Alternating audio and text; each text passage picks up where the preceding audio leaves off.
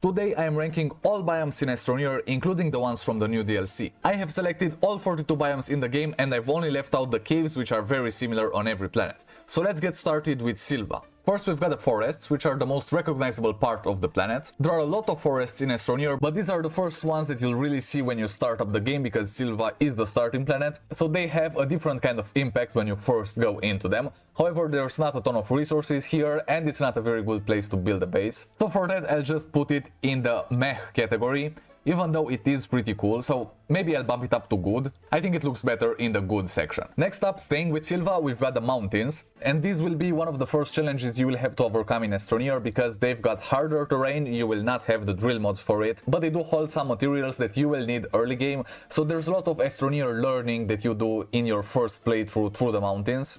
These are pretty hard to traverse, so even getting from one side to the other can be hard at the beginning, but once you get more advanced, mid-game or late game, these are not an issue. You will just drill straight through them with your rover with a drill and paver. However, because of how cool they are at the start, I think I'll also put them in the good category. I don't know if they're as nice as the forests, but they do have some resources, so I'll just leave them in the good section. Next up, we've got the plains from Sylva, and this is where you will probably have your first base, so they have some sentimental value. They also have a lot of resin and compound, which you will need early game. A lot of Sylva stuff hangs around the early game section, so I'll just put this in the awesome category just because it's the place where most people have their first base. Next up, Sylva's crevices, and these range from small ones all the way to massive ones that will see you falling through multiple cave layers. These are pretty dangerous if you roll up on them without seeing first, but if you spot them from a distance you can easily just build a bridge, so they're not that hard to traverse. However, they hold no resources and they're just a massive headache to go through, and they can also catch you when you're not really paying attention and lead you to a fall into the caves, which especially early game on Sylva is a death sentence. You do not want that happening to you, so for that I'll put the crevices into the awful category because they also don't provide you with any sort of benefits. Then let's talk about the mushroom caves. You already know this will go straight into the best biomes category. I really love the mushroom caves. This is one of the best biomes in Astroneer. It's awesome to have a base down there. It might be a little bit difficult with the terrain, but if you just flatten out a little surface, you can have a base in the mushroom caves. It looks awesome. It's one of the best looking biomes. Not even the ones from the DLC are quite as good looking. Well, maybe some from the caves. But this hangs up with them and it's old in the game. And it also has some really cool missions that you're gonna go through, so it does play a part in the story. Now the next planet I'm gonna talk about is Desolo. And let's start with the Grey Plains. There's basically nothing in these plains. There might be some resources, but other than that you won't find anything. You probably won't want to start a base here either because you've got the craters that we'll talk about in a bit, but you will find the Apollo Lander module, and this is a cute Easter egg Astroneer added a couple years ago. So because it only has one point of interest and I guess a couple wrecks, if you really look for them, I'll just put this in the meh category because there's really nothing else you do in there. Then let's talk about the small craters from Desolo. These are cool, but are way too small to build a base, and they don't really have amazing resources. They do hold cave entrances sometimes, but that's not enough. I'll just put them in the meh category as well. But then Desolo's large craters are perfect for building a base. I actually built multiple bases in the large craters of Desolo, and it's a really awesome biome if you want to build a lot of automation and need a large flat area that also feels natural because you don't really want to flatten out a whole part of a planet with your terrain tool.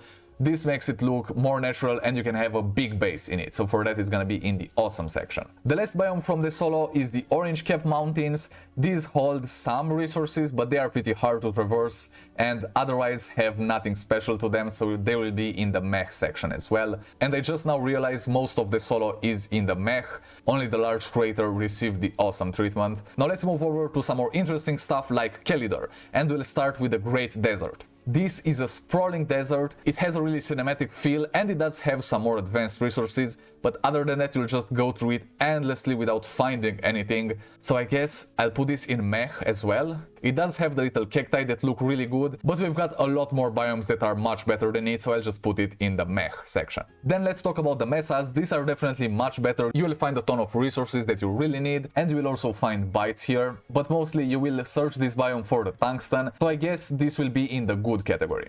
Then the folded forests don't really have a lot of interesting resources. They do look kinda cool, but other than that you can't really do anything in them. I don't really know how many resources they really have. I don't know if I really want to put this in the awful category. I feel like these can go in the meh as well, and it seems like Calidor is starting to fill up this category just like Desolo, but let's see if there's anything better on this planet. And that would be the cuboid caves. Now these look really cool and they hold some resources that you are gonna need in your playthrough. They are definitely not the perfect place for a base, but they do look cool, so going through there and searching for stuff is nice, and you will come here for the snail missions later, so I'll just put them in the good section. Now the last biome from Calidor is the dark canyons, and these are very similar to the crevices from Sylva, so they will go in the same category, which is the awful one.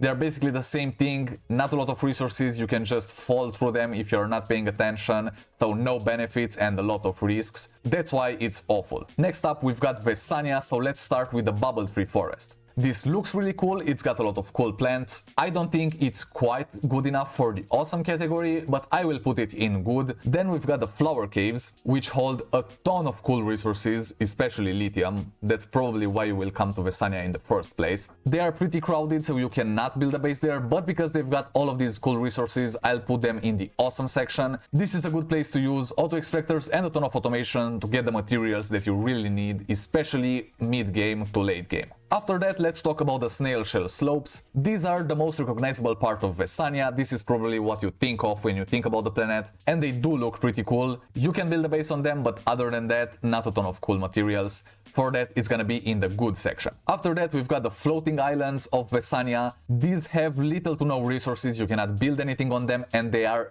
particularly hard to traverse, so for that reason it will go in the awful section right next to the crevices. They are pretty similar, except instead of being a hole, they actually are above ground, but you still have to jump from one to the other and build bridges to pass them, so yeah, just awful. Then let's talk about the purple ravines. These are pretty similar to the floating islands, but are not quite as hard to traverse, plus you can just easily take a buggy or a rover through there, so it's not quite for the awful, but I will still put it in the meh category. And then the last of Vesania's biomes is the asparagus forest, which is also really cool. Not a lot of resources, but it does look nice and it has a ton of cool plants. And since I put the bubble tree forest in here, I will also put the asparagus tree forest in the good category. Now it's time to move over to Novus. And here you will find the lesser polka dot craters, but also the great polka dot craters, so I just have both of them in the same biome. I can't really spot the difference, that's why. But anyway, these are the craters from Novus. You will find fractal roses in here, so that definitely increases its value. Not a lot of resources, but they're a good spot for a base or for some automation. I actually completed an event, I think it was the AMPP event. I did it all in the polka dot craters of Novus, so it's a really cool spot and I really enjoy it. I don't think it's quite for the awesome category, but I will put it in good. Next up, the pink tipped mountains. These are hard to traverse. I think they have some interesting resources, but they're not as good as the craters, so they will go in the meh category, and I will put them here just because they are not awful enough to go in the awful section. Now let's talk about the foggy forest. This is the most iconic part of Novus. It makes it feel really spooky and creepy. They don't look quite as good as the craters when they are filled with fractal roses, but they have a look to them, so I will throw them in the good section as well. Great, now let's move over to Glacio. And the first biome I'm gonna talk about is the ice plains. This is where a lot of people have their bases, their main bases for Astroneer. I also have multiple of my main bases in the ice plains, so this is a really cool biome for me. It also has a lot of iron. Chances are you probably also have a base in here, so I'll just put it in the awesome category. Now the next one is the glaciers from Glacio. These are also cool, but not quite as cool as the ice plains. They do have the same materials, so you can do a ton of stuff on them, but they're not quite as good for building bases. I'll just put them in the good category. Then we've got Glacial's Tundra, which looks nice, but has nothing interesting to it. There are some points of interest, like exocaches and stuff like that, but no really interesting materials, nothing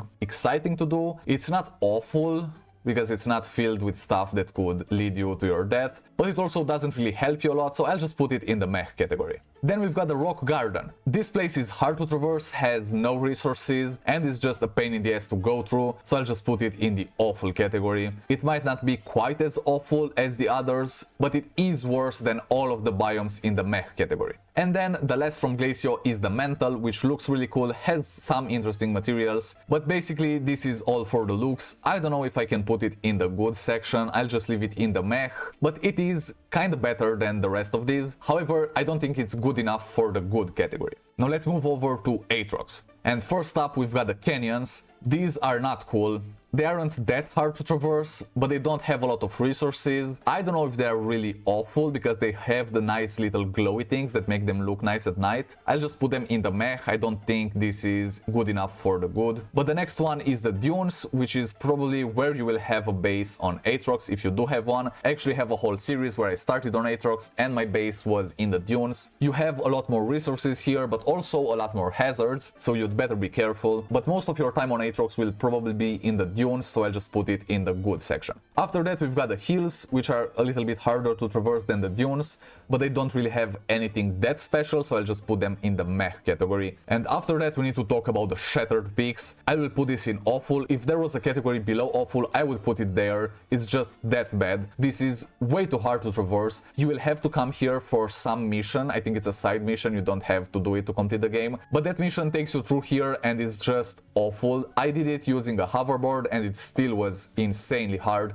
You cannot bring any vehicle here unless you've got a rover with a drill and paver, because you will get stuck with your normal rover or your buggy. Do not even think about bringing a tractor here. Even going through it on foot is extremely frustrating. You will keep falling in small holes and it has a lot of levels. You need to build over it, dig through it, and it also has harder terrain to make it that much more frustrating.